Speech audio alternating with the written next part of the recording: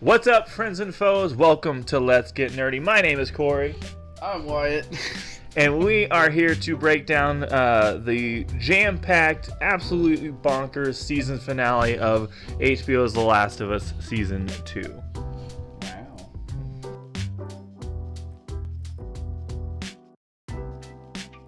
And that's right, and I know for, the last 7 or so weeks, it's been me and me alone yapping about this season, yammering, often at like 2 in the morning. So they're very incoherent thoughts. Like a madman. Yeah, but I figured, Wyatt, I wanted to make sure you're here because you said you wanted to be here for the finale. Before we get into the thoughts of the actual last episode of the season, I guess wherever you want to start in terms of your history with The Last of Us, or what your thoughts are on the season, or all of it, kind of however you want to go with it. Yeah, so I guess to kind of like just catch up, since I hadn't been a part of these videos so far,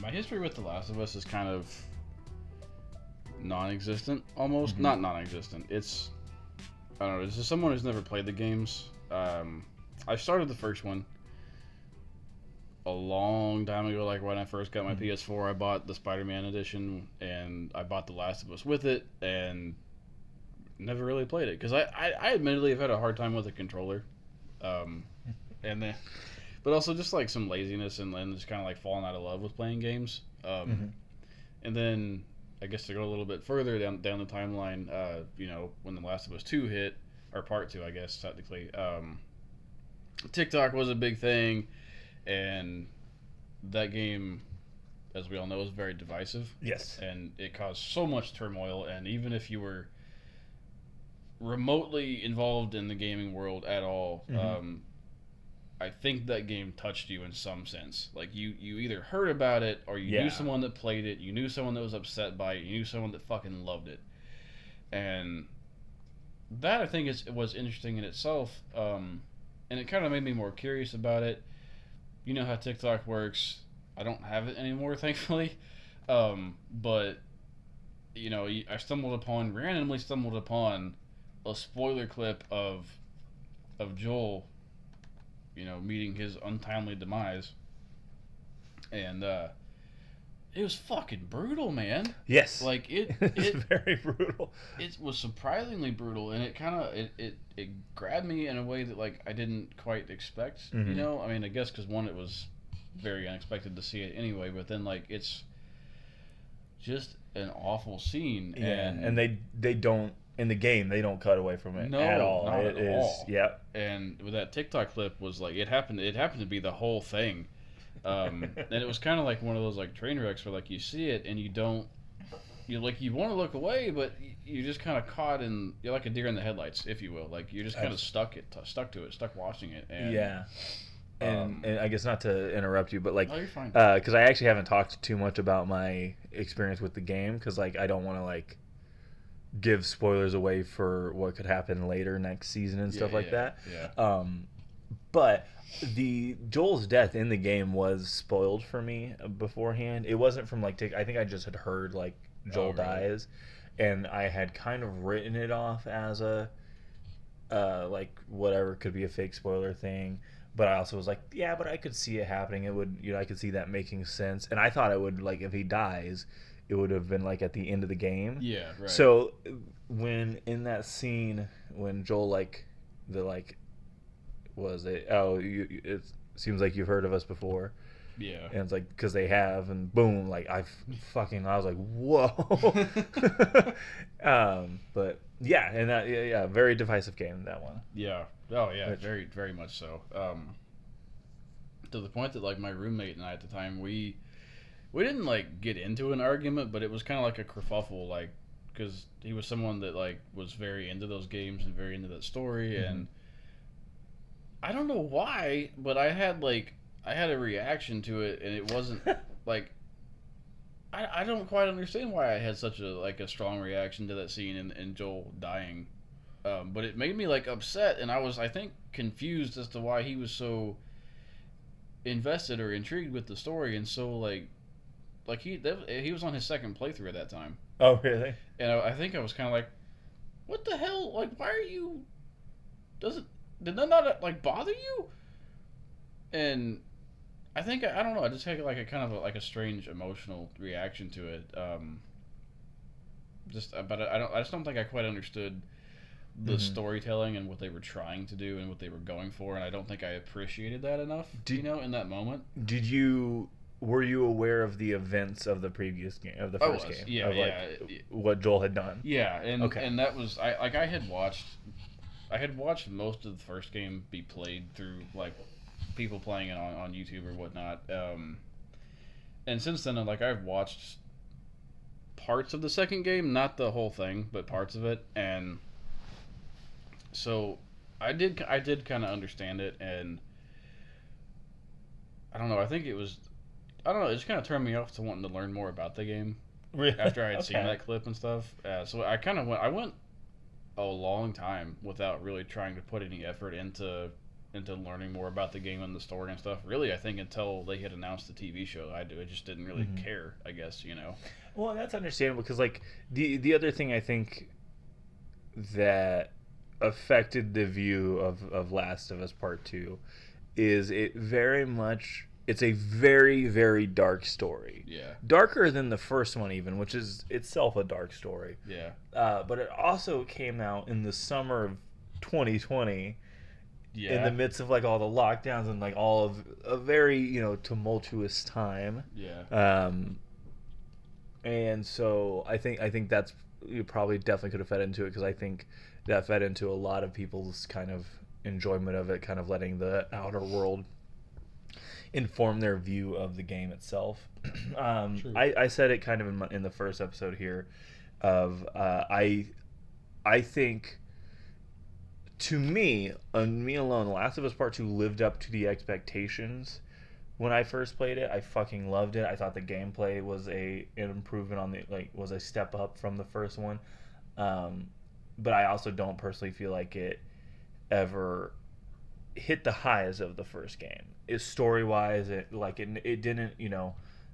The first game, I don't even know if you know, like the first game is my favorite game of all time. Absolutely, like Oh, really? Okay. number one. Like the first time I ever played it was on our friend Jason's. It was at his house. He like had just gotten his PS4, and it was bundled with the remastered. Oh, okay. And he had already played it, so I just was like, "Oh, do you mind if I start this?" He was like, "Yeah, go ahead." And then like it became this thing of like pretty much every day after school I would go to his house for like an hour or two to play it, and he like purposely didn't play it at all because he's like he wanted me to experience the whole thing. Yeah. And it just like literally every moment was just like totally gripped by it, and Yeah. it was like I used the word transformative, and it to an extent was like it was a very transformative experience. The second one just wasn't going to be that Yeah. Well, it's like trying to capture lightning in a bottle. Yeah. Because I think The Last of Us, the first game, is one of those like particularly like just special stories, be it like from television or movies or games or books or whatever. That story is particularly special. Like, yeah, it just it's like resonates magical. with people. It is. Yeah. So it's so hard to live up to that again. Yeah. And so with that kind of getting into, I feel the same way about season 2. I actually really like season 2. If you've watched my previous episodes, I think they have done a really good adaptation from game to screen, and I think they've actually taken some elements to improve it. Having not played, because you haven't played Last of Us Part 2 at all, correct? Right. Yeah. What's been your thoughts of this season so far? Okay, so I guess to kind of like give those thoughts from a genuine perspective, I want to talk about the first season just a little bit. Yes, yeah, absolutely. And again, because I hadn't been in these videos so far, so the Last of Us, the first season, I guess I had talked about how I kind of just didn't care about the story or the game or anything. They announced the first season was going to be made, and that was intriguing because it was okay. That's cool, and it was a new way to kind of experience the story. And I think I've grown since then, and just kind of appreciate storytelling in a different way for that itself. Anyway, But then like Pedro Pascal was cast as Yes. Joel, and that's fucking awesome because he's one of my favorite actors. So that was cool. That was exciting, and I think it caught me. The Last of Us season one, like I just like, it's fucking amazing. Oh yeah. It's so good. I know it's not like one for one the exact story as the game. I know some things have probably changed. Right. Like they had to for screen, for television, whatever. But it's so fucking good. I mean, from the from the sets and the costume to the lighting and just the effort and love that you can tell the cast put into the show. Uh, you can just feel it when there's that much effort put into something. I think the actors do a fantastic job, and the writing is so fucking good. Oh yeah. The emotion that they capture in that story, the sadness, the warmth. I mean, fucking everything. It's so good. And so with that, it made me intrigued with the story again, and so I kind of looked into a little bit like of the second game more at that point. So and like you obviously like the big spoilers already happened. You know what's gonna happen. You know what's coming. So I wasn't that concerned with spoilers, which typically I am. So, but anyway, it was this weird kind of like excitement but dread. You know, of like you know what's coming with season two, but it's exciting in itself still. And it was at that point like I think there was a period of time where like we knew season two was coming, but I don't think we knew if season two was going to be part two of the game, the second game, or if it was going to be like an in between the first game and the second game, like some news story with Joel and Ellie, that kind of thing.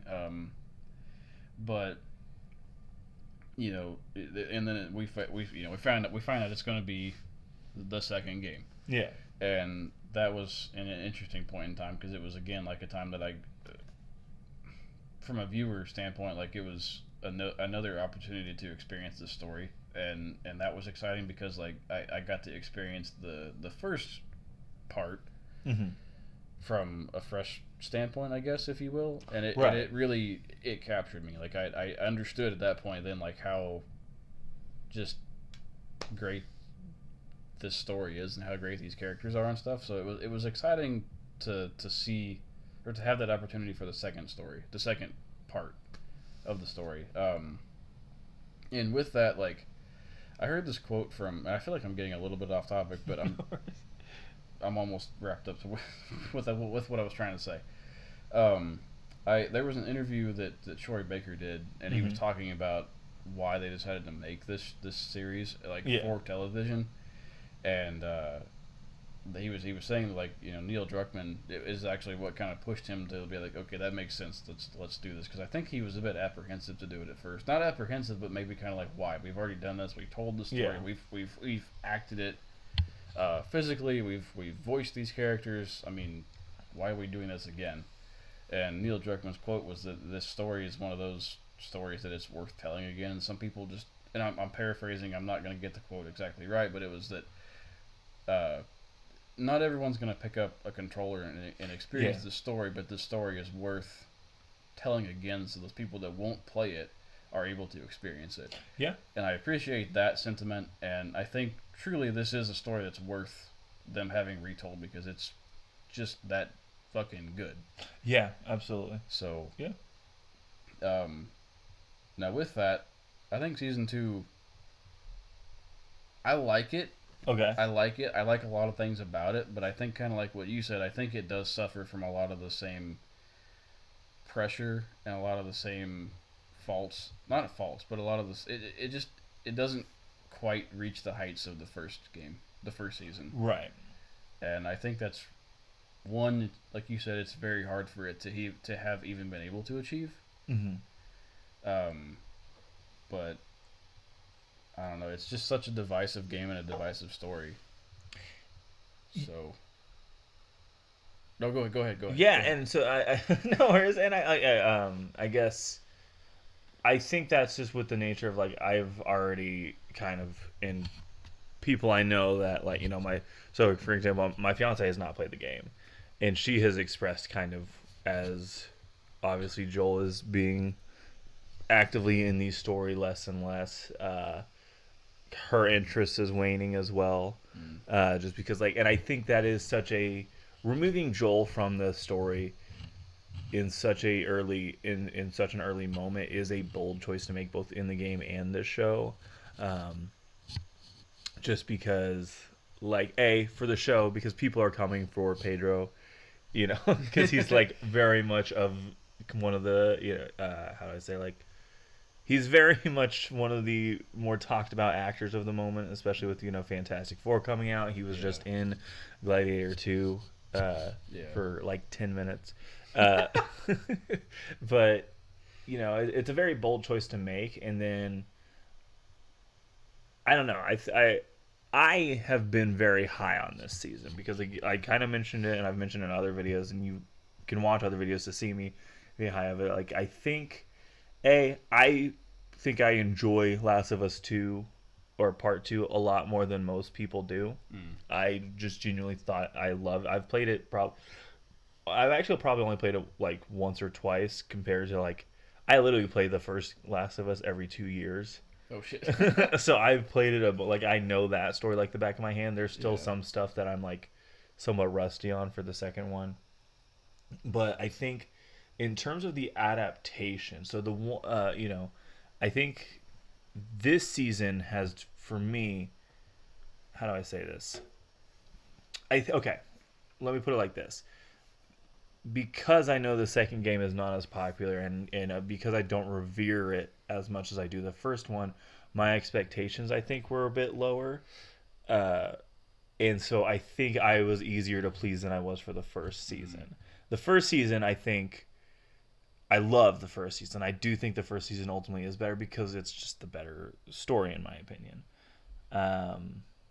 But I think this one, I think I'm very high on season 2, just because I do think the scenes that they've adapted beautifully, and the things that they have changed, or for the most part, there's some stuff actually in this episode that I'm not a huge fan on, and there's some things that have been omitted that I'm a little bummed they didn't go with, which we'll kind of get into that as we're talking about the episode.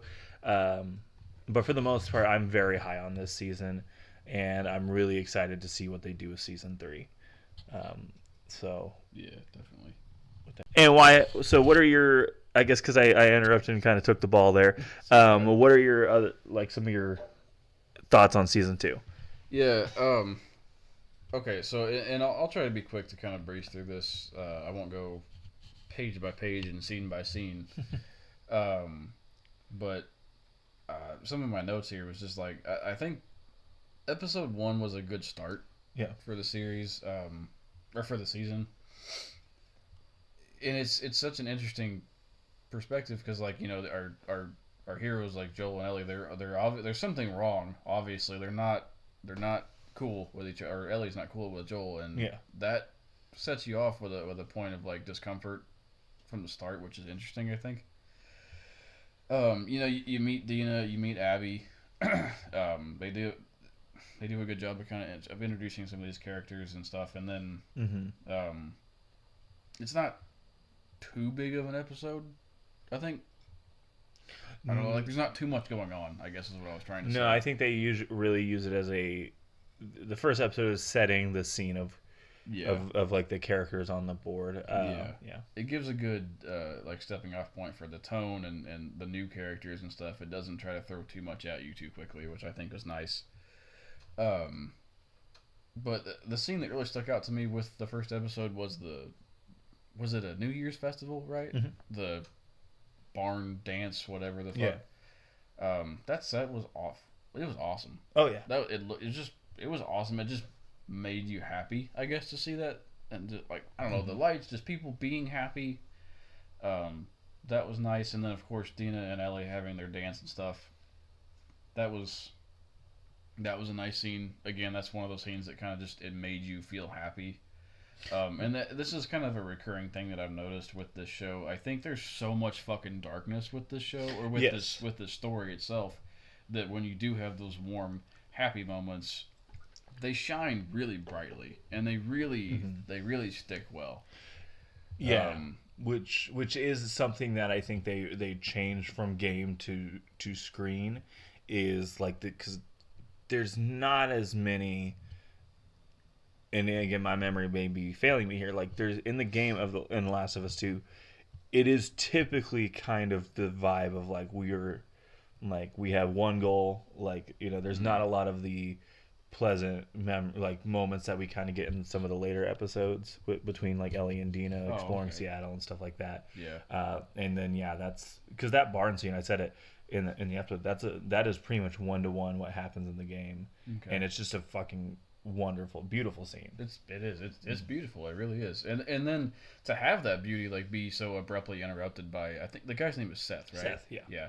To have it interrupted by Seth in such a fucking rude way, and I think that's again something that this series does so well. Like it does darkness very well. It lets the warm moments shine, but then they like to just rip shit away from you. Oh yeah, absolutely.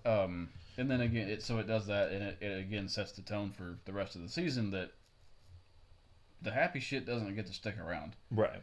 And then to have Joel step in, push Seth, and then get shunned, or like have Ellie kind of like not attack him, but like just embarrass him, I guess, in a sense, in front of everybody. Yeah. In the barn. Yeah, it really sets the tone for the rest of the season, and it's a pretty impactful scene. And then episode 2, like we've talked quite a bit about that already, so I won't go into that too much. But I think it was interesting that like they just went ahead and fucking did it. Oh yeah. They stuck to their guns. They stuck to the story. They didn't try to shy away from it. They did cut away from some of the violence and like the clubbing. Yeah. Which I think is probably okay because there was such a backlash from like Negan club or hitting Glenn with the bat, and that being so grotesque in The Walking Dead. Yeah, and it never occurred to me if that. It did not occur to me if that was, in effect, like how do I say? If they did, I guess, because the way they do it in the show, I said it in my review of the episode, where like I kind of do prefer the way the game does it in the more brutal fashion, because it just hits harder. No pun intended. No, you're right. But it didn't occur to me like if they made that change to subvert comparisons to Negan killing Glenn. So that's interesting. And and I think like the game does do a better job of like making you. It takes you all the way down. Like it's hard to watch. Mm-hmm. I mean, the show was brutal, but it's not as bad as the game. No. But I think just their commitment to sticking with that, because I had kind of wondered like, okay, are they gonna do this at the end of the season? Are they gonna kind of change the story around? But they didn't really. They just kind of went with it, and that sucks. But it's also kind of like it's kind of commendable in a way, like they're just gonna stick with the story that they know is divisive. Yeah. And that's kind of a recurring theme, I think too, that like they just I think it's neat that they stuck with their story. Yeah. And yeah, I mean, I hate that Joel died, but and just to kind of briefly touch on this too, like I talked about how like I had a reaction to it when I saw the clip from TikTok or whatever initially. And I think, like, I don't know if it's that I've gotten older or if it's that, like, since I'm trying to write a book, maybe I just kind of understand storytelling. I think I understand storytelling a little bit more. Or if I just appreciate the story and what they tried to do and tell with it a little bit more, or a little bit of all of the above. I don't know. But, because I was very much like, I don't like it. This was a bad decision. This was bad writing. And now I'm of the mind that it's not. I think it's very risky writing. It's very divisive writing, but it's bold. And I don't love the decision for what happens to Joel. I respect it for what they tried to do with the story and the story that they tried to tell going forward. So I think that it sucks, but it's a very interesting form of story, or a very interesting story. Story point, whatever you want to say. So then, for episodes 3, 4, and 5, They kind of fell off for me. I'm not. Really? Yeah, I'm not gonna lie. I like all of these episodes. I think they have some high points. Um, Stuff between Dina and Ellie. We meet Isaac, and I think he's a very intense Oh yeah. character. And I think getting to see Josh Peck is one of what Yes. it is, the WLF, right? Or No, so he would have been Fedra. Fedra. Okay, okay. Yeah. Oh yeah, because then okay. Yeah. Seeing him was fun. I hadn't really seen him since Drake and Josh. So I'll be honest. That one, I don't know if I mentioned it. That one, like, it didn't take me out of it fully, because I think I did like I liked how much of a dick he was being. yeah. But it was also a little bit of like when Ed Sheeran showed up in Game of Thrones. Yeah. Of like, okay, hold on, I know, Yeah. like, but I did like, yes, that was fun. That's fair. That's fair. Um. So yeah. Okay. Where was I? So that was fun. I think like getting to see Seattle. Yes. Like, that was fucking cool. Having actually been in Seattle and then getting to see Seattle in The Last of Us. That was cool. Um. They do a great job with the set pieces and like all the stuff like. Like the city's being destroyed and decrepit, like, and it's raining and dark and there's lightning and shit. It just everything looks great. But I think where it kind of fell off for me a little bit was like I just don't feel like there was a lot of like rage from Ellie, and I don't know if that was because there was a time jump, and I don't know if that's in the game. I don't know if it goes if it jumps, like a couple months ahead or whatever, because she was in the hospital, in the show. I don't know if that's the same as in the game. No, the game, it was pretty much an immediate immediate turnaround. Yeah. Okay, and so I think why that bothered me is like because episode 2 was so heavy, when it picks up in episode 3, I think I was wanting it to be, and this might be a personal thing, or selfish, I guess even you could think of it, but I was kind of wanting it to be a little bit of a cathartic episode, not in that like we get resolution, but like we get to breathe with Ellie and go through that, like getting to experience having lost Joel, and getting to like feel her emotions. Yeah. Because it fucking sucked to lose Joel, and it's a hard scene. And we kind of did though, because you get the scene in the closet of her like hugging his shirt, right, and then you get that awesome fucking scene with Dina at the kitchen table, and like you're not the only one who lost him, right, and like I thought so. I think episode 3 is one of the stronger episodes of the season. Oh really? Yes, and like I definitely agree with you in terms of like I do wish they had kept the feeling of grief and anger a little bit more consistent than they did. I think certainly a couple of the episodes I think played a little too heavily into the Dina and Ellie like becoming a couple, but I think so yeah, I definitely don't think that's I think because that is a criticism I have had, but yeah. Which, yeah, and I that's why I said maybe it could be a bit of a like a personal selfish distaste, I guess, with those that grouping of episodes. Yeah. I don't think they're bad episodes by any means. I enjoyed all of them, but I think I was wanting a little bit more. Like I wanted to feel a little bit more of the sadness and the grief, and I wanted to feel a little bit more of like the anger from Ellie and that drive for revenge, because I feel like that's such a, and again, not having played the game, I don't fully understand it, but that's the impression that I get, is like it's such a game of revenge and a game of like pain, and how far that pain will drive you, and what it will turn you into, and what you'll let it, like how much you'll let it consume you. I guess, and I feel like that's such a point of that story, at least from the outside looking in. And I just don't feel like we really got a lot of that. I feel like there was a little bit more of an emphasis on the Ellie and Dina stuff, which is cool. Like they have a cute relationship, and I'm all for it. But I think I just wanted a little bit more of that despair. I guess. And I think something that and this may be me filling in gaps for Craig Mazin and Neil Druckmann, the way I have interpreted this season, because like I want to. I think I've said this previously too. I do view this as a different Ellie from the Ellie. This is not the same Ellie as the one in the game. Okay. I view this as like a a completely different character who I feel like she, and because they kind of mention it. I think it's, I want to say episode 4 or episode, no, 5, where Dina just straight up calls her out, like, you shoot first and ask questions later, like you don't think before you do something. Yeah.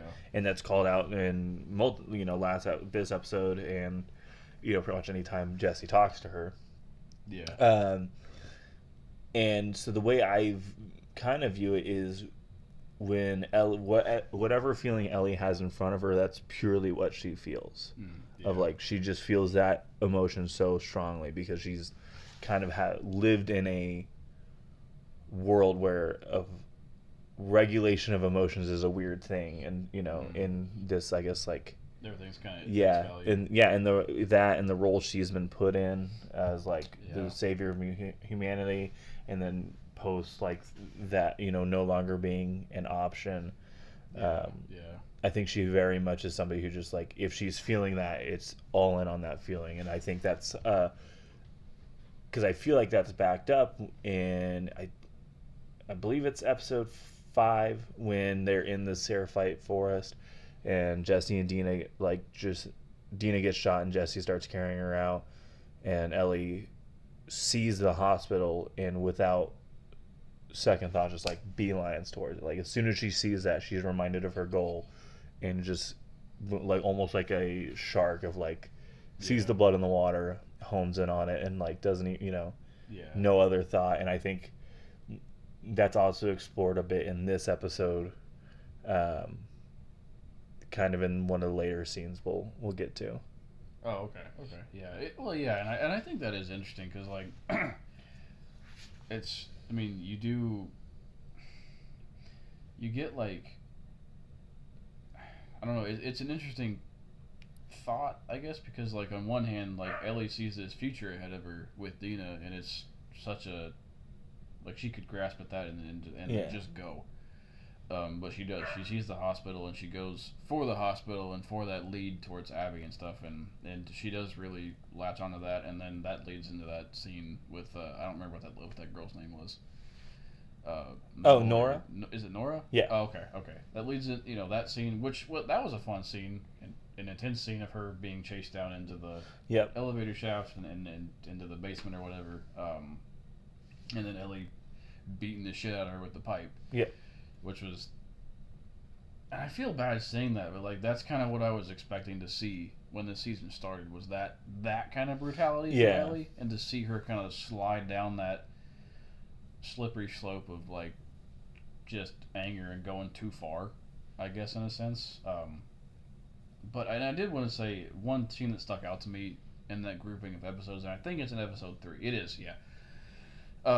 When Ellie and Dina stop at Joel's grave, and she leaves the coffee beans. Oh yeah. On Joel's grave site, I guess. Yeah, I was gonna say headstone, but that's not really a headstone.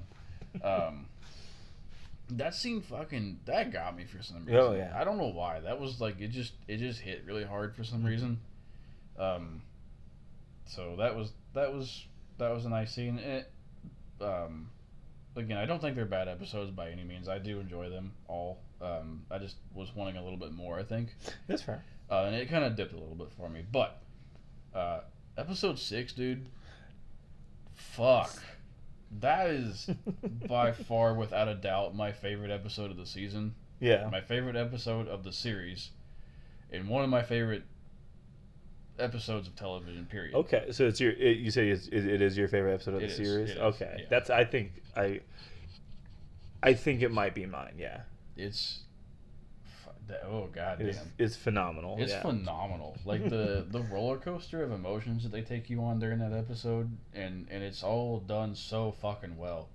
Like it's so happy, and you feel the happiness from Joel, you feel the wonder from Ellie of getting to see all these things and go to the museum, and just the effort that Joel puts into that, and into the cake and into the guitar. It's all beautiful and done so well. And then to see that slowly start to decay as Ellie gets older and Joel gets, maybe because he's, I don't know, busy, and he's just kind of, there's shit going on, and just to see their relationship start to, like a void start to develop between them. Yeah. And, Ellie getting older and having questions about Salt Lake City and so on and so forth. Just to see that decay throughout that episode and see that.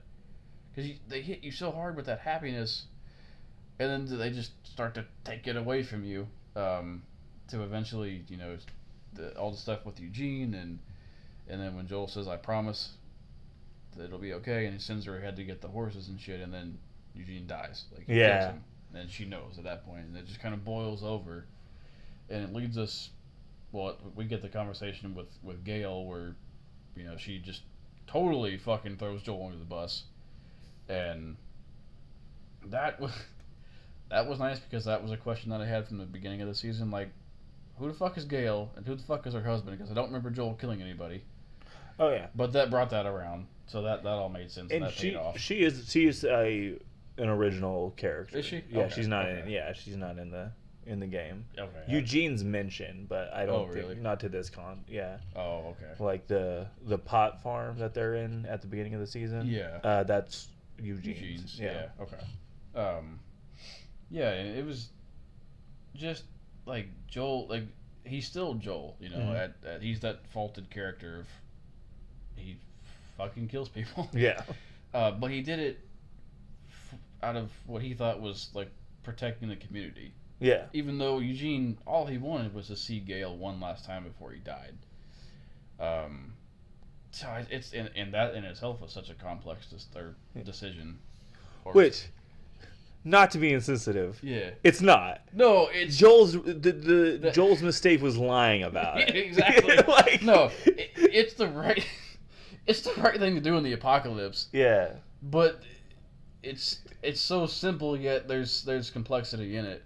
And I think you're right. If he just wouldn't have fucking lied about it, yeah, it would have still sucked, but it wouldn't have been as bad. Yeah. For Ellie, I think. But and then the conversation between those two on the porch, post the New Year celebration stuff, and just seeing the emotion from Joel. Well, he's like trying. I think he's trying to fight himself, like to tell Ellie the truth, even though he doesn't want to. Yeah. And just to know that he's probably gonna lose Ellie from this point forward, and just to put all of his cards on the table, and goddamn, just the way Pedro was able to just his acting is fucking phenomenal. Oh yeah. Like how he's crying, well, just he's not speaking, he's just nodding through that conversation, and then for Ellie to be like, I don't think I can forgive you, but I want to try. Yeah. So you get that little fucking bit of hope. And I guess to back up to it for a second, Joel had that. He quoted his father from the beginning of the episode, saying I hope you do a little bit better than I do. Yeah. And then for Ellie to give Joel that little bit of hope, of I think I want to try. Yeah. And then for. We know what happens within the next few hours or day. Yeah, literally the next day. Yeah. God, dude, that's such a fucking beautifully brutal episode, and I love it. Oh yeah. So much. And that one, I had to kind of just sit there for a little while after it was over. Oh yeah. I didn't look at my phone. I didn't have the TV on or anything. I just kind of sat there and thought about it and let it kind of digest a little bit. And I don't know. That was a great episode, and it really pulled at the heartstrings a lot.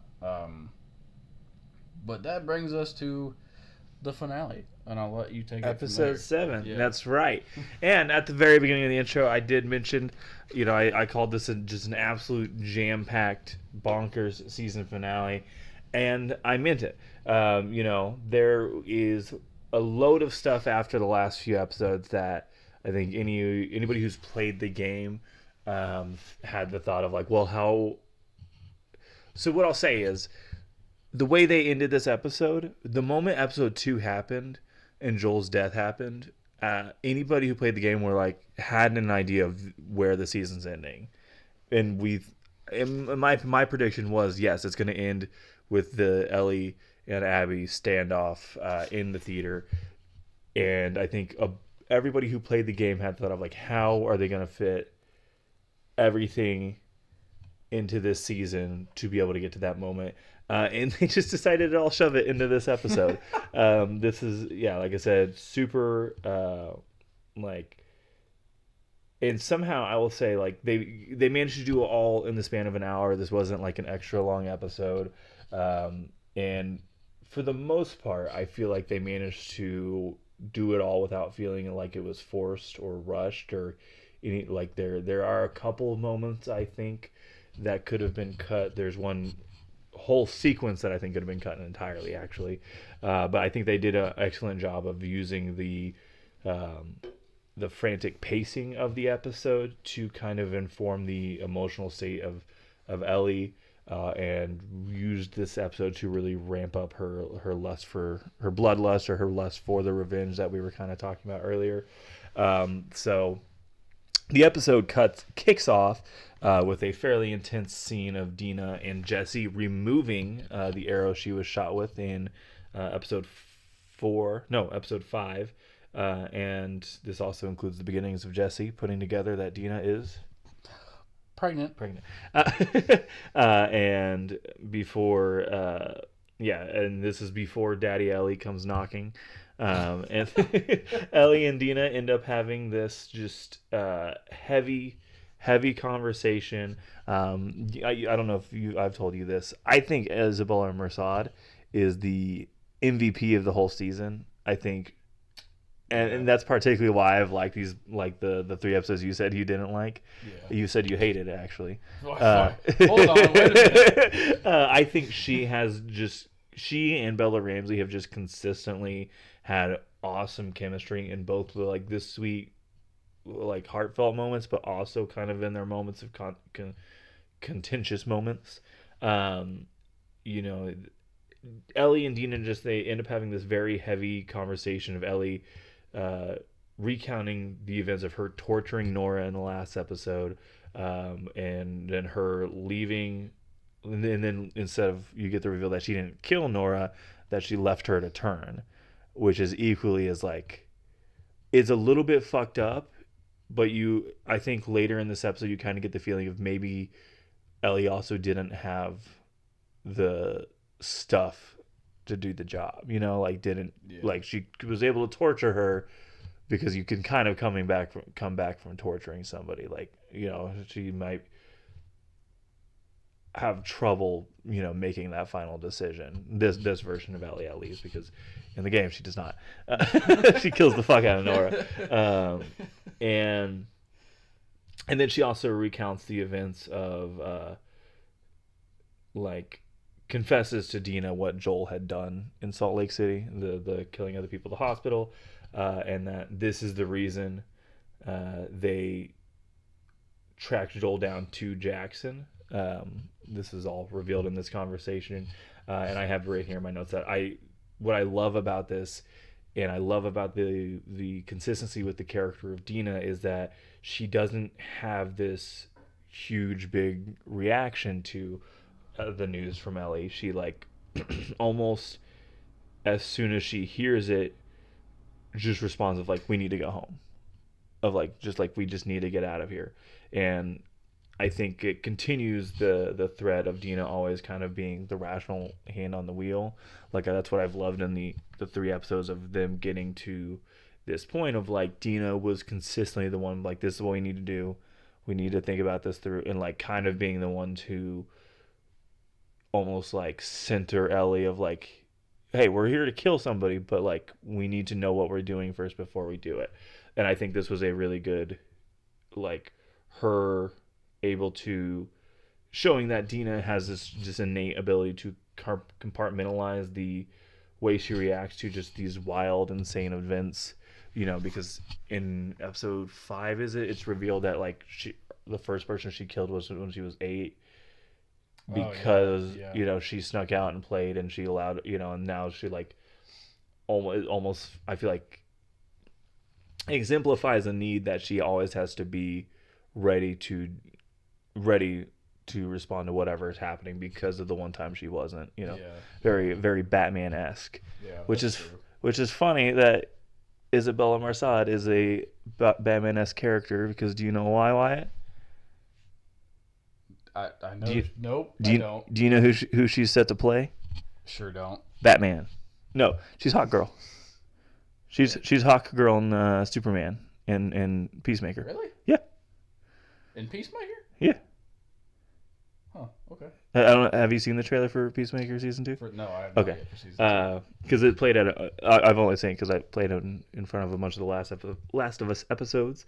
Okay. And so the other thing I do want to say about this before I let you comment is I feel like earlier in the season, and I mentioned it in the videos, that they like alluded to Dina and Joel having a lot more of a connection than they do in the game. You know, particularly the line of Dina saying like, "You're not the only one who lost him." Mm-hmm. So I almost have to consider that like an element that I really enjoyed is like how the way this affect the way Dina learning this, because Dina doesn't learn this in the game. Dina like never learns about Salt Lake. I don't think, really? Not to my memory.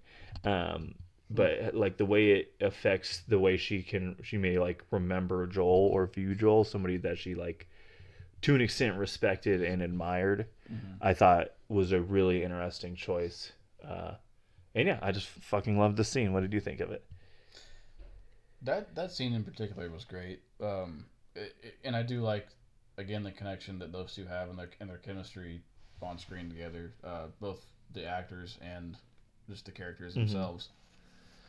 Now, so this episode, and this is probably out of just my own ignorance, like I didn't realize this was the season finale.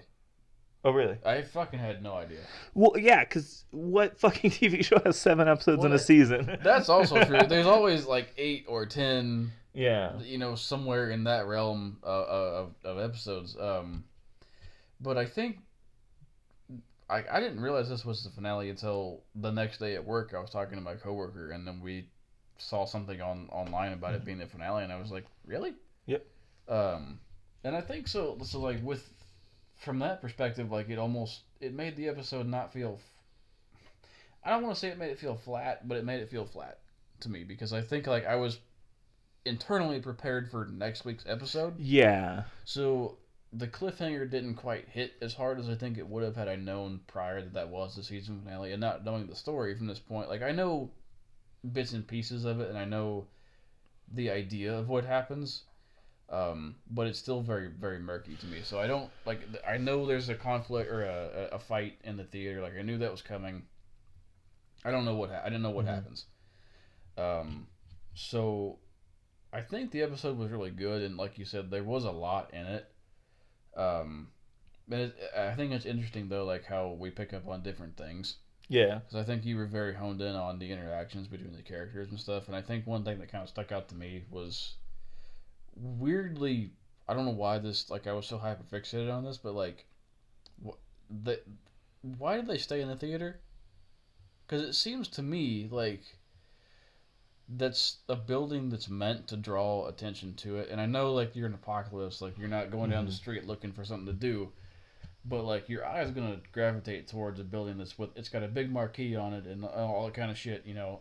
So, like, if there's patrols around, you might notice it, and that might then, in turn, they might notice that there's lights on in the building that typically there wouldn't be. So I think, the reason because they chose the theater on a whim of, like, we just need to get into shelter, right? And then they were also able to kind of bank on the idea that because it was I think very much set up. They have no idea how big the WLF actually is, so they don't know how much coverage it has. Yeah, true. And then I think they were, like they mentioned in I'm going to say episode 5, where they're listening to them talk on the radio, and they're like, oh, they're talking like nobody is listening. So I think they're just kind of banking on the WLF's kind of like their ignorance. Yeah, which makes sense. And I guess like I had just kind of thought, like, wouldn't it have made sense to maybe move around buildings or something? But then when you put it that way, they probably didn't really feel like an urgency to move around. Well, yeah, and you got to think in terms of that, like, this is all in the span of Like 3 days. Yeah, 3 days. This is 3 days in Seattle. So I think that's a big reason why. Which is also true because I think it's easy to kind of forget that and to kind of think in terms of like how you're viewing the episodes. Like it's 3 weeks. Of time has passed. When in story terms it's 3 days. So and that's a good point too. I for some reason was kind of hyper fixated on that, and that. I don't know. I wish I wouldn't have because I think it took away a little bit. I think maybe it's just like the fact that they were using like the lights and shit like at nighttime. But anyway, that's kind of beyond the point because there was a lot of good connections and a lot of good interactions between these characters in this episode. And also just to because you're questioning logic, they probably just turned off the outside lights on the breaker. But there's windows. But no, actually, no. The windows were blocked out. Remember? Yeah, because there was the barricade on the front doors. Mm-hmm. So this is a mute. This is what we call a checkmate. Yeah. Anyways, so do you have any more thoughts on the scene before I move on? Well, so not that scene particularly, I guess. I'm going to see if I see in here, pal. If you look at my notes, I'm going to see if I see in here, pal. So, getting back to the episode.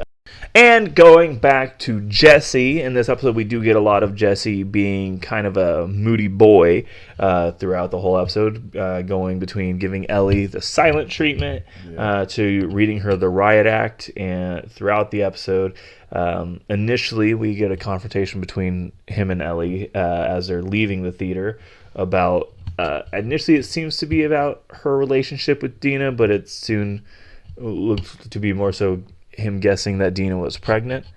I don't know if you recollect the scene that I'm speaking about. I do. Aren't they walking down an alley? Yes. Yeah. Yes, they are. Which, he was just guessing, but Ellie confirms. Yeah. In which he immediately chastises her for bringing his child into the middle of a war zone, which I think is a fair point.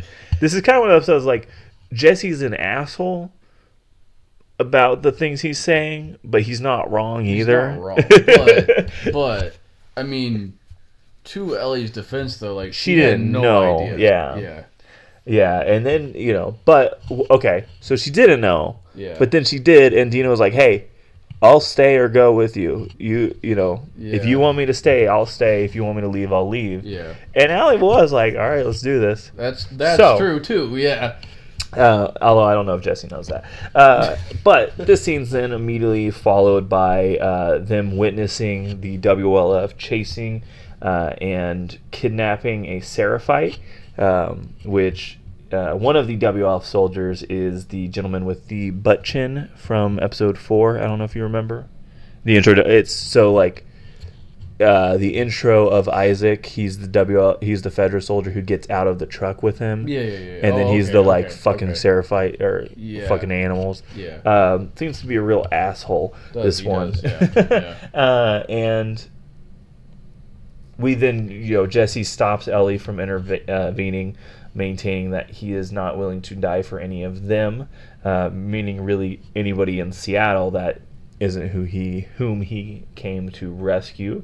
And I actually do love the use of the guy, like reusing this dude from episode 4 again in this episode, because I think I kind of mentioned they're not aware of how big the WLF actually is, and I think that plays into that of like how big is the WLF really, and because I don't know, I feel like the way they speak about the WLF and the way they operate, they think it's way not as many, because I think they say as much of like, in earlier episodes, which, we get the answer of how really big is the WLF later in this episode in a fucking great moment. But yeah.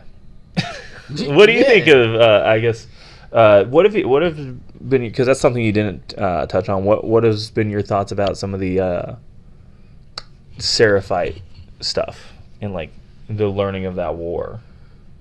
I mean, I think it's interesting in its own right, because it's like it's kind of mysterious, like what the fuck's going on, who are these people, But I mean, honestly, it hasn't really grabbed me all that much. Past that, like, there's some weird culty people, and there's some angry militia people, and they're being horrible to each other. Yeah.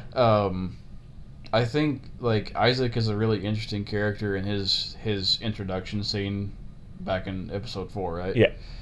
That was a very captivating scene because it's fucked up. Yeah. But I don't know the actor's name, but he did a fantastic job. He does a fantastic Jeffrey job. Wright. Yep. Yeah. Yes. And he was wasn't he Gordon? He was Gordon in Batman. Yeah. Yeah. He did a killer job. Yeah. He was also in the Daniel Craig Bond movies. I haven't seen all those yet.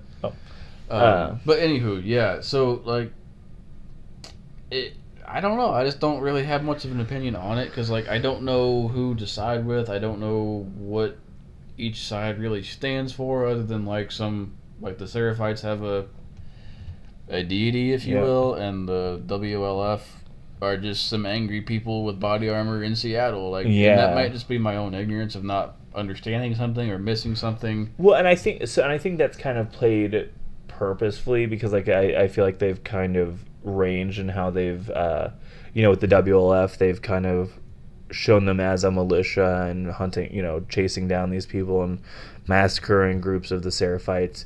But then you also get the clip of Elise Park as talking about sending her own son down to die. So you get the idea of like you get a more familial feeling. And then with the Seraphites, like the Seraphites are almost kind of are interesting because they're introduced almost as victims, like because the first clip you get of them is the aftermath of them, like that whole group of people being killed, or you get the one Jeffrey Wright or Isaac torturing the one in the kitchen, but then you get them like attacking and sacrificing that one dude in the middle of the forest. Like, so I think it's a really trying to set the scene of how fucked up Seattle really is, but also I think they're trying to give a little bit more context for the world that Abby and her group is coming from. So like, for instance, one of the scenes, or the next scene that I guess I have on my notes, is the interaction between, we get Isaac and then Elise Park coming back, discussing the whereabouts of Abby and the rest of her crew, kind of teasing that there's tension between Abby and the rest of the WLF, and yeah, you also get kind of a inclination that the WLF is gearing up for a big attack, but they don't really give too many more details because, spoiler alert, that's going to be more of the story of next season. Well, that's an interesting point too, because I hadn't really, I guess, thought about trying to set the tone, in a sense, not maybe from Abby's perspective, but to just words are hard, to kind of show what her world is like and where she comes from. I hadn't thought about that, but that's kind of a good way to put that. And I guess it is, like, it's probably intentionally a little bit mysterious too, because you're trying to, I guess, experience it from Dina and Ellie's perspective too, so it is mysterious and what the fuck is going on. So I guess in that sense, like, that they did a good job with that. It just maybe it didn't grab me as much. I'm interested to see where that goes and what happens between these two groups, and if we get more of that, which it sounds like we will. But I don't know. That's kind of where I'm at with that. That's fair, but we'll get, probably like you said, we'll get more of that into the next season. But for now, we then get more Jesse and Ellie held up in a bookstore waiting for Tommy, who also is there in Seattle with Jesse to rescue Dina and Ellie. Ellie then attempts to broach the idea of her and Dina to Jesse, who quickly kind of brushes it off, of like, he never reveals that Dina was never the one for him, so he's not like butthurt about it. He regales the story of who he really fell in love with, a girl from a group that was traveling through Jackson, that Jesse decided to not leave with and to stay and make sure that Jackson was taken care of. Pretty much, instead of using it a moment to relate with Ellie, he redirects the conversation to the recklessness of Ellie's actions and him seeing her as selfish, kind of making making decisions for her own good over the good of the community, which is something we get more of later in the episode. Yeah. While reminding, and when Ellie kind of tries to push back on him, he even reminds her that it was him who showed up just in time to save her and Dina as they were, getting. What do you think of the hunters? Those like creepy little fuckers. Oh, dude, I should have mentioned that. They're fucking creepy. They are easily the scariest thing in the game. I hate those things. They're I fucking awful. hate those things. They're awful. I don't usually get creeped out with zombie shit these days, but fuck those things. But it's cool. It's cool to see. Well, okay, because like the clickers are already like fucking terrifying creepy, themselves because they're terrifying. They're disgusting looking, and they're fast. And fast zombies are the worst kind of zombies. And then you get like tanks? What are the big ones called? Bloaters. Okay. They're fucking terrifying themselves. But then you get these little smart fuckers. Yeah. Don't love it. And I love them introducing the concept of like that the fungus or the infection is itself is evolving. Yeah. So I love that kind of theme throughout the season. Which I think it's interesting that they're adding different types of the clickers or zombies or whatever the fuck you want to call them. I guess they're just called clickers, like as a. So they're right? they're infected. Clickers are the only clickers specifically are the ones that like they're the like cordyceps has taken them over so much that like they can't see, so they almost like navigate off of echolocation. So that's why they're clicking. Okay. Those are specifically clickers. The generally just like the zombies are just infected. Oh, okay, I gotcha. Yeah. Okay, that makes sense then. Yeah. So with that, back to the Jesse and Ellie in the bookstore. They do hear over the radio reports of a non-Seraphite sniper, which they quickly surmise it must be Tommy. And then you get the debate between Jesse and Ellie. So I said we get it later in the episode, and I mean literally the next scene. Yeah. Same scene. Jelly. It's fucking Jesus. Jelly. Jesse and Ellie debate over either going to Tommy or going to the aquarium to kill Abby. This leads to the reveal. Ellie even says like, "Come on, if you had voted yes, or no, if everybody else had voted yes, you would be agreeing with me right now."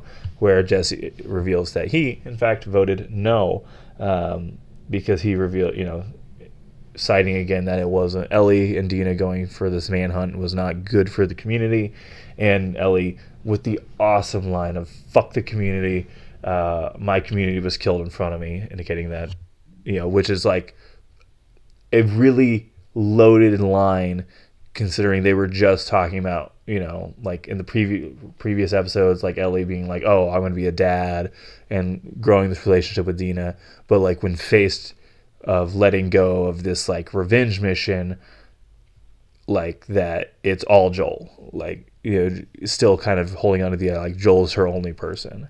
Yeah. Is I think a really really interesting line, and I think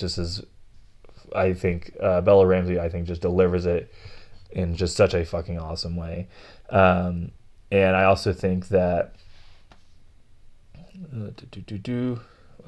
and I think it also reinforces that Ellie is just smelling more of the proverbial blood in the water and immediately abandoning reason, kind of tunnel visioning on the lone goal of getting her revenge on Abby. And I just kind of love that, that's how they're, again, kind of going back to, like, whatever she's feeling is all she feels in that moment kind of thing. Yeah. But which does that makes sense. She hyper focuses on a goal, and it causes that split between Jesse and Ellie in that moment. So, it was a whale that was on the side of the aquarium? Yeah, that's what clued her into it being. That's what I didn't quite pick up on, because she said whale and then wheel, so it was either because there's also a Ferris wheel next to the aquarium. Oh, okay.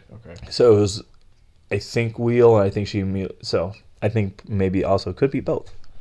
Interesting. Well, and it's interesting too, because I guess while I understand like she wants to kill Abby for Joel, Tommy is Joel's brother. Yes. So you would think, I guess you would think maybe she would want to save Joel's brother too. But right. I can also I see like her hyperfixation on she has to kill Ellie or she has to kill Abby. That's her. She has to do it. Yeah, and I actually have something to say about that, based off of a line later in the episode. Oh, so we'll talk about that when we get to it because I picked up on that too. And so then with that, Ellie and Jesse do go their separate ways, and we just get a completely chaotic, frantic chain of events that honestly kind of put your head on a spin if you're not careful. I feel like it's easy to get lost. First, you get Ellie finding the boat, and you get just a fucking really cool shot of all of the WLF's boats lighting up as soon as she gets there. Yeah. And her freaking the fuck out. But then pretty much as soon as they're gone, I feel like she did it too quick. Because as soon as they're gone, she ran to the boat. Yeah. It's you don't think somebody would be like, hey. Yeah. Wait a minute. Yeah, who are you? Yeah. And that was a cool scene though. Yeah, that scene specifically was really cool. You then get her getting knocked off of her boat by a giant wave, and then somehow washing onto the same shore with her same boat intact, where she runs into just the scariest little Seraphite kid. Yeah. Who snitches on Ellie. That ends up with Ellie almost getting killed, or being sacrificed by Seraphites. But before, there's an unexplained explosion that draws the Seraphites away. Honestly, I didn't like this part. Yeah, same. I thought because something similar to this happens in the game. I don't know if it is here that it happens, on her way, but I think this was one of the things that would have been better just omitted, or its own episode, Yeah. It just was such a.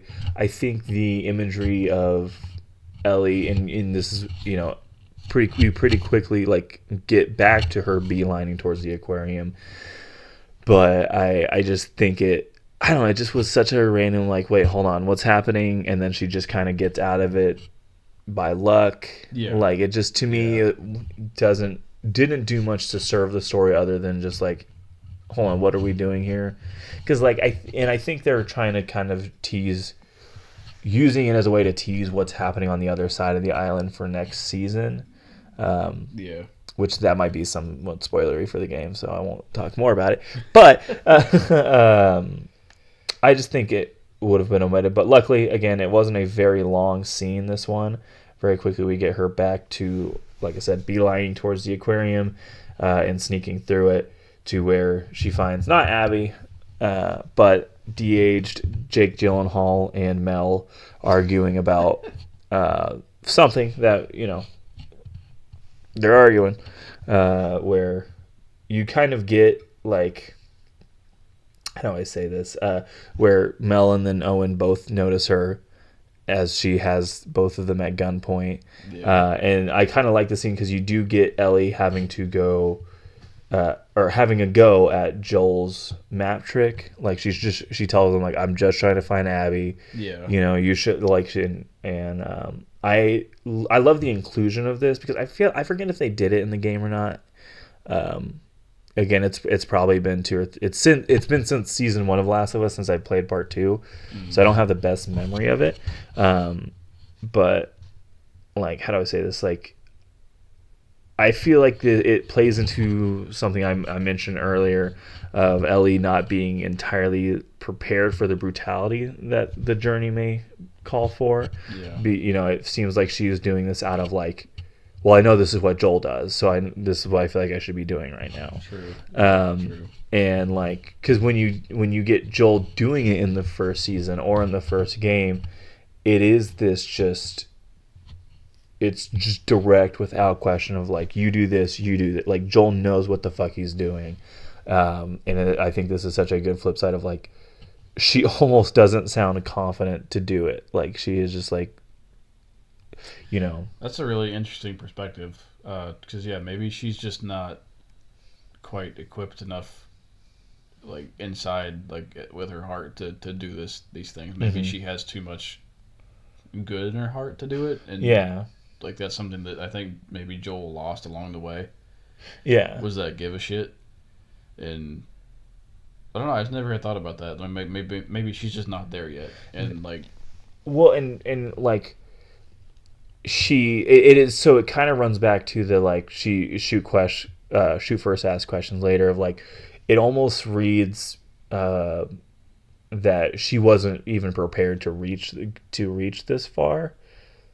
Yeah, like she like knew this was the goal, but wasn't prepared for what it actually requires. Yeah. And this is backed up when we get Owen reaching for this gun and Ellie shoots him like immediately, but then also shoot by accident Mel as well.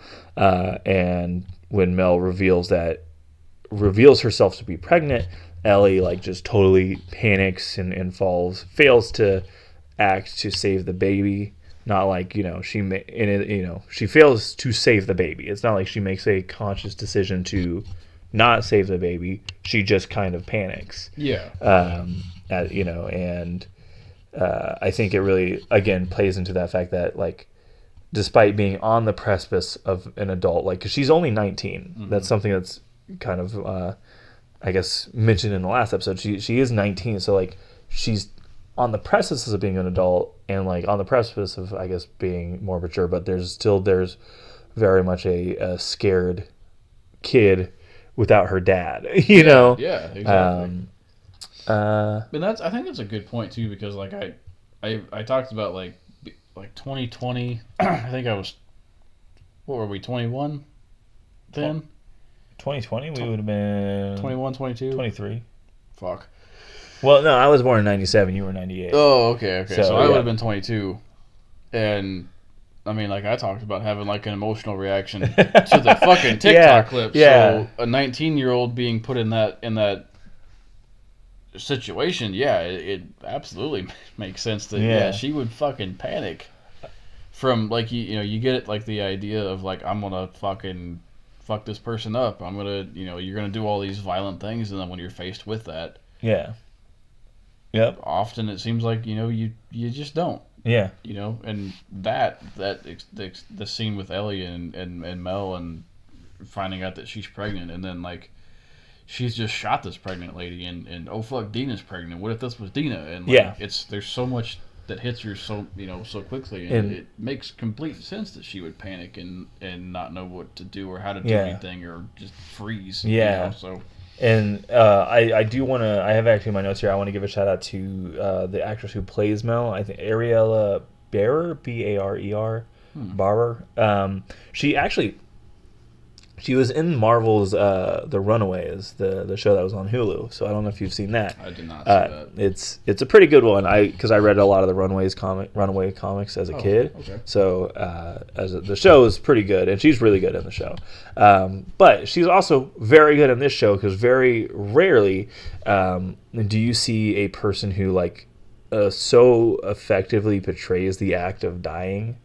We just saw Mission Impossible, the new one, where Nick Offerman does the worst on-screen dying I've ever seen. Dude. Even worse than The Dark Knight Rises.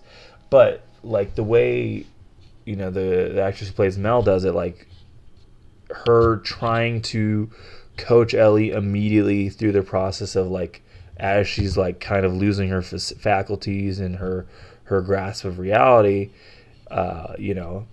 it's such a effective way of like a character who at this point we really don't, the only thing we know about is that she was there when Joel died, and like she was kind of she was the only one in the group kind of like trying to protest the brutality of it, but that's all you really know about her. So it's really, but like the way she acts through this, and like the again kind of like focusing on like how to save the baby, kind of, I don't know, part of it, I feel like it was a very effective way of you immediately buying in on her performance and like not, I don't know, like I guess feeling her death, like feeling bad about her death. Oh yeah, absolutely. I mean, it's a it's a very heartbreaking scene. I mean, it's in itself very hard to watch because like it. I think like when she starts to try to coach Ellie about how to perform this operation and what to do to save her, as she's fading away and dying, and this is the person who just shot her. You kind of almost get a sense of like her humanity and like maybe she's not a bad person, you know, and Yeah. and I think like I kind of got that sense from Owen even also that like he's not. I don't think either one of them were totally bad people. Well, no. And I mean, honestly, if we're being objective, Right. Abby's in the right. Right. Abby is 100% justified in Right. what she's doing. Right. And I think that's something that's so interesting about the story and why I respect the story, even though it's so fucking divisive. It makes you think about perspective and about these characters and stuff, and it just does a great job with that. Yeah. And yeah, I think it makes it all the more heartbreaking because Mel and Owen don't seem like bad people. They may have participated or been present during horrible things. Yeah. But so is Ellie. I mean, so it's not. And Joel did the worst thing. Exactly. Yeah. So it's such an it makes you think, and it's such an interesting like just I don't know if dichotomy is the right word, but it's such like just like a I don't know. It's just you see the worst of humanity in these scenes in a sense. Yeah. Or in this show, I guess in a sense, because like just horrible shit happens to people that aren't that bad. Yeah. Because of actions of those who have done horrible things, and the actress did a fantastic job. Yeah.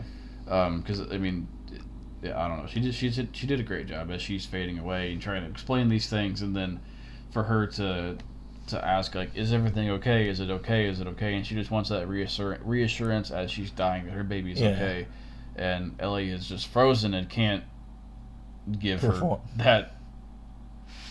Yeah. That peace, I guess, you know, and then she's gone, and oh god, and Ellie's left with that. She's got to deal with that. Yeah. You know, and I think that takes from you. You know, like we were talking about, she wasn't prepared for what this journey is going to require, and that alone, like that's got to take from your soul. You know. Yeah. So that's another interesting point of like storytelling with this story is like, how far are you going to let that quest for revenge, like it's going to consume you, you know? Yeah. It's just like how much of it are you going to let it take? Yeah, especially like, so you know, the next scene is, because this scene ends with like Tommy and Jesse just kind of running into the aftermath of what's occurred. Yeah. And I like that you do get Tommy kind of going into kind of immediate like uncle dad mode, like shielding Ellie from and like escorting her away from the scene, and we then cut to them at like back at the theater. Tommy and Jesse are already making plans to just get out of Seattle, and as they're doing this, and like they're like, all right, that's what we're gonna do. Like Ellie like expresses disappointment, you know, simply whispering the like, you know, and Abby gets to live, you know, despite killing all of Abby's friends. Yeah. But yes, and Tommy like immediately responding like, "Are you able to make peace with that?" Like kind of understanding like, "Are you going to be able to leave? Are you going to be able to leave here, not just physically, but emotionally and mentally?" And like, so you hinted at it earlier, of like, you know, you it's easy to forget that like in these last few episodes, as like we've been pretty much exclusively with Ellie and Dina, that like Tommy also lost his brother, like in all this, you know. He may have not seen it, but like he lost his brother, and there has to be a great desire for revenge for himself, just the same as Ellie, especially like, you know, not spoiling the game, Tommy's on fucking board from the jump of like, let's fucking go. He actually in the game, I believe he leaves first. Ellie and Dina like are trying to catch up to Tommy. Oh, really? Yeah. It's like Tommy, is fully like but like in the game I don't think like if I remember correctly like Tommy doesn't have a kid or anything like that yet. I could be wrong again because it's been a couple years, but and I'm trying to find him, and as so yeah, I said like.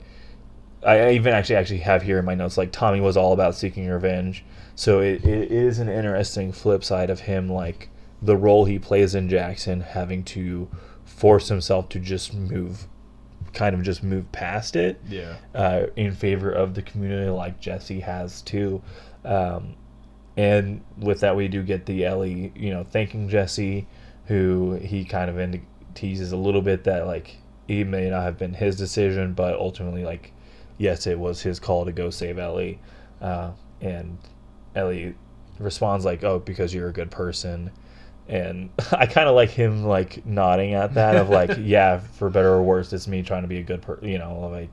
I can't disagree with what you're saying, but then he adds he takes comfort in knowing that if anything were to happen to him, Ellie would move heaven and earth to have his back. Yeah, which. Bullshit, because they get reports of Tommy being attacked, and Ellie goes boom the other way. So like I get what he's saying, but I think he's also wrong. However, we get to test that theory almost immediately we hear commotion with Tommy yelling from the lobby of the theater. And Ellie and Jesse spring to action and bust through the doors, and Jesse immediately eats brass to the dome. Dina's baby's dad is no longer home, is what I wrote. Unless you count Ellie. Ellie is still around. Yeah, that's true. Yeah. But yes, we immediately get the death of Jesse, and it is confirmed he is dead because they hold on to his head bleeding. They're like, make no mistake, like Tommy's alive, Jesse is not. Yeah. And then all this, well, what the fuck did I wrote these way later than I should have.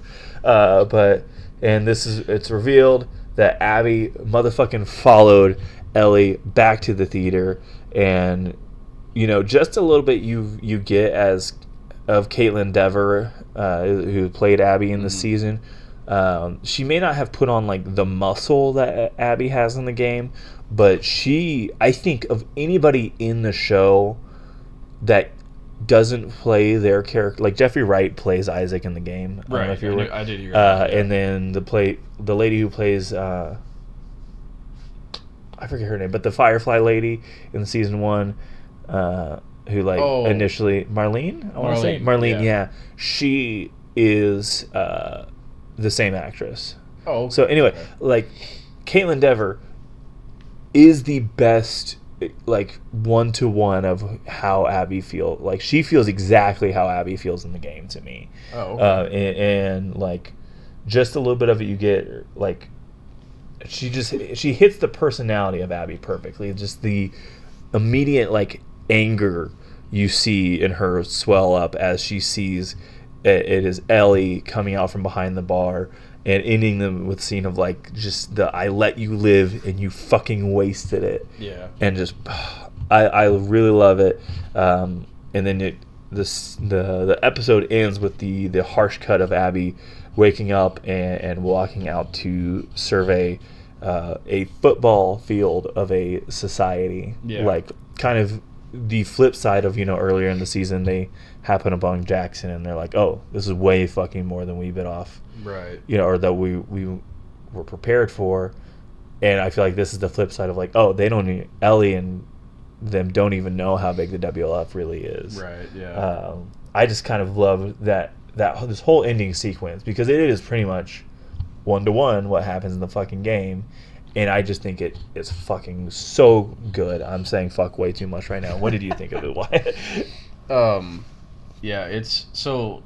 This is one of those those portions of the game that is very fuzzy for me. I kind of talked about it earlier. Like I didn't know Jesse was gonna die. Yeah. And again, it's one of those like they build you up and give you some hope and happiness, and then just fucking rip it away. Because like I like Jesse as a character. Well, he gone. Yeah, and I was almost a little hoping they were like, how do I say it? Because of how important they were making him to Jackson, I was like, I wonder if they're not going to kill him because of the change they're taking with his character. No. Yeah, no, he's dead. He's dead. He's very dead. Yep. And that sucks because I like that character. Yes. But I think it's interesting how mirrored Ellie and Abby are. Yeah. Their stories, their worlds that they come from, in a sense, like just the shit that's happening, they're just taking from each other. Uh-huh. But everything is so mirrored, and that's I don't know. That's just an interesting story point that I noticed. But I was, how the fuck did Abby beat the shit out of Tommy? I imagine she probably got the jump on him. Yeah. And like, so if it. Like, it's how do I say this? If it's anything like in the game, Abby, literally from the moment her dad is killed, like, everything she does is to prepare herself to kill Joel. Yeah. So, like, that's why if you, in the game, and this is why I'm, like, a little bummed that, like, again, Caitlin never didn't put on the muscle that Abby has in the game. Because in the game, it's the muscle is used as a story element of like literally she is just this raw nerve ready to attack. So like I don't know. I imagine it's going to be just she got the jump on him. Yeah. But and I said that more of as a joke, okay, like a serious like a serious question. Yeah. But it's interesting too how it seems like, you know, like Ellie reacts. Yeah. I think Abby is. She's obviously more prepared in what she does, yeah, but she still reacts like how you were saying, like she's like a nerve, just kind of ready to go off, you know. Yeah. But yeah, the scene with them busting through the door, Jesse dies, and then you can see the anger from Abby when she's, you know, saying, "Oh, you fucking wasted it," and then shoots at Ellie. Yeah. Yeah, that's a great scene. Yeah. And I don't know, like I wish it was. I wish that like I would have known going into the episode that it was the season finale. Oh really? Because I just didn't get all excited about like, oh fuck, with the cliffhanger like I talked about. Yeah, I think it was an interesting. I don't know. Yeah, I don't know. I think like the episode just as a finale feels a little flat to me, but I don't know where the story goes from here. I don't know if this was the best point to cut it. I don't know. I think it works. But I think like I guess to back up just briefly here for a second, I think you're right. They could have cut the stuff with the Seraphite Island and all that. That could have either been omitted or it could have been its own episode. I think that could have gone either way, but I don't think the little 5-minute inclusion of it was necessary. Not at all for the episode. Maybe that should have been episode 7, and this should have been episode 8. I mean, I don't think you're wrong, and I definitely.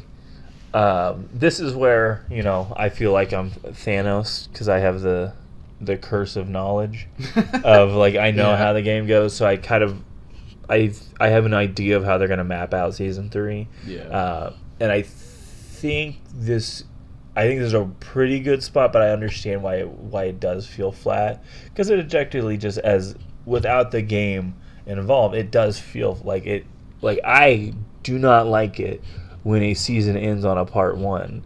Like, so for instance, The Bear season 3, I don't know if you've seen it, spoiler, season 3 ends on a to be continued, and it's a very not complete story. And so you know, I think there is a good way of making season to season television and having like there is a beginning and end to this story for this season, but that can continue into the next season. I don't know. Yeah. I think I would not fault for somebody for feeling like it's not a finite ending to the story. Yeah. Well, and I think like the inclusion of coming back to day 1 from Abby's perspective, and you see the WLF in all their fucking might and glory or whatever in that football stadium. It's powerful imagery, and it's a good scene, but I think the cliffhanger would have hit more for me had the shot happened, Ellie screams, and we cut to black and credits, and we don't get that. I think that might have. Because like I don't feel like, and maybe that's just me personally, but like it feels like we got just enough that like okay, it feels like it's not over when we switch perspectives to Abby. And I know why they did it, because it's like, oh fuck, now we got to see Abby's perspective. But I don't know. I think that could have worked as the season 3 premiere, like day one with Abby. Yeah, I definitely don't disagree. Because I guess minor spoilers, like you do end up playing as Abby for those 3 days in Seattle. Right. I won't say like obviously what happens in those 3 days. So I think, and I think that is going to be a bigger ask of a television audience than a video game player. True. Okay, now you're going to be in the shoes of this character for these 3 episodes. Right. I don't know if it'll be 3 episodes or what. And that's a good point, because it is. I think that's a distinct advantage that the game has, where it can put you in her shoes, and it makes you live through that a little bit more. But I at that same time, that is one of the more controversial elements of the game. Right. That's what a lot of people criticize about the game, of like playing as Abby. So I'm excited to see what happens in season 3. Obviously, I'm on board because I'm ride or die for The Last of Us. Overall, I do think, I think a lot of this episode was rushed. There's a lot of elements that I don't think should have been rushed. Primarily, I think, her getting to the aquarium and stuff like that, there could have just been... I think there's more meat on that bone than they really kind of do, than what they did with it, if that makes sense. Yeah.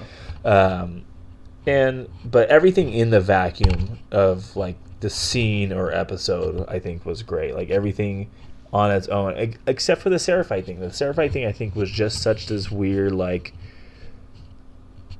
okay, wait, hold on. Why are we doing it was not a scene that argued itself for itself. It just was it was just kind of weird. Yeah, it was all happenstance. Literally, she got into the scene by happenstance, and then got out of it by happenstance. There was no I think if you include it, have it be more Ellie just figure out how to get out of it. And she's so honed in of no, you aren't going to kill me because I still have to kill Abby. Right. I think it could have been used for a storytelling element that just unfortunately they didn't. Or I agree with that.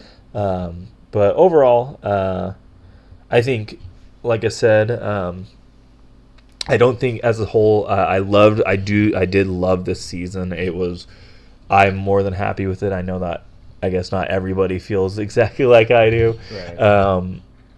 But I don't know if I like it more than the first season, just because obviously I love that the story of the first game, or the original story of The Last of Us, is just such a, as we've mentioned already, magnificent story.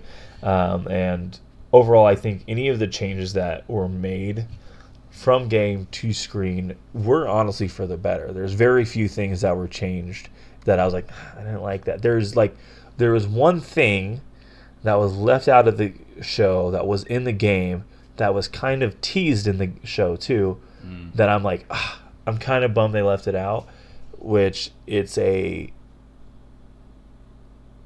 this boss called the Rat King in the bottom of the hospital. So do you remember in the hospital where she sees that whole parking garage room kind of overtaken by the fungus, and there's an ambulance that's wedged into the corner?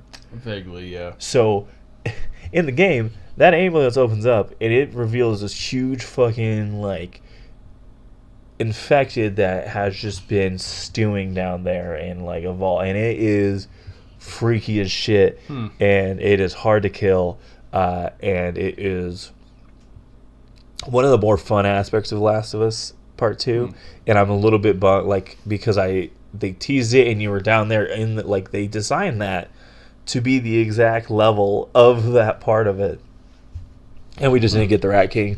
So that's probably my biggest disappointment. But overall, I'm really happy with the season, and I can't wait for season 3. Wyatt, what do you think? Yeah, I mean, I would. I really like it as a whole. I definitely like season 1 more. But I think this season has a lot of great moments. It has some really high highs and some very low lows. I think the acting is. I think they all did a great job. The set pieces are great. I do think some things were a little bit too rushed, particularly towards the end of the season. Yeah. I think the beginning of it is a little bit stronger than the end of it. But yeah, no, I think it's still it's a good show. It's good television. It's good storytelling. I like it. I'm happy with it overall. I just like season 1 more. I like that. Like you said, I like that story a little bit more. I do, but with that, I think episode 6, like I said, is my favorite of the series. So, like I said, really high highs in this season. And I don't know. One point I did kind of want to make too is I've seen a lot of people online like talking about Bella Ramsey and like not liking her performance, and I don't want to get into that whole fucking the ins and outs of it because obviously I haven't played the game. I don't think it's fair for me to give a comparison. But I don't know. I like Bella Ramsey. I like her performance, and I think she does a good job. I can see why people don't think that she looks enough like Ellie from the game. They're different. That's okay. Who gives that much of a shit? Yeah. And I've heard people say that she looks young. She's 19. She's a fucking kid. Which also like but like Bella Ramsey themselves is like, I think Bella Ramsey is like in 20 something. Oh really? Yeah. Oh okay. I mean, I have no idea, but yeah. I don't know. I just wanted to say, like, I think she did a good job. Yeah. I like Bella Ramsey. I like her portrayal of this character. And I don't think she deserves the. I don't want to say hate, but the backlash that she's gotten online. Yeah, it is bizarre. It's not something I've commented on too much on in my videos. Which is fair. Just because, like, it's bizarre. I think Bella Ramsey does a wonderful job. You know, I think every dude, like, if there's one thing I will say was consistent is, like, there is, this season especially, not a single bad performance in this season. Everybody, is just killing it. Isabella Mersad, like, this is my first thing that I really ever I've seen her in, and I think she does a fucking wonderful job. Obviously, Pedro, in the brief moments we get with him, especially kills it. Like I said, I think he already should just get the Emmy right away. Oh, dude, absolutely. Bella. Sorry, go ahead. Go ahead. No, I was just gonna keep gushing about everybody. I was kind of gonna do the same thing. I mean, I think Pedro does phenomenal. He's a great actor. He does fantastic with this character. And yeah, I don't think there's any bad performances. There's no one on screen that I find annoying. There's no one that I don't want to see on screen. And my only real complaint, if you want to call it a complaint, is just the fact that I wish there was more of that, like, despair, and we got to see a little bit more anger from Ellie. That's that's it. And I think that may come. I don't know. I would say if you want more despair and darkness and dreariness out of The Last of Us Season 2, go play the Part 2. There's a lot of it. Yeah, I know. There's a lot of it. Yeah. But no, I think overall it's a great season. It was fun, and I'm excited for season 3. So. Absolutely, and we will be here to comment on every single bit of it. So hit that like and subscribe button if you want to follow along. We also got a lot of other superhero-related content coming out because that's the time of year it is. And with that, for now, we got to get back to nerding out about The Last of Us. Yeah. Thank you, guys. That's a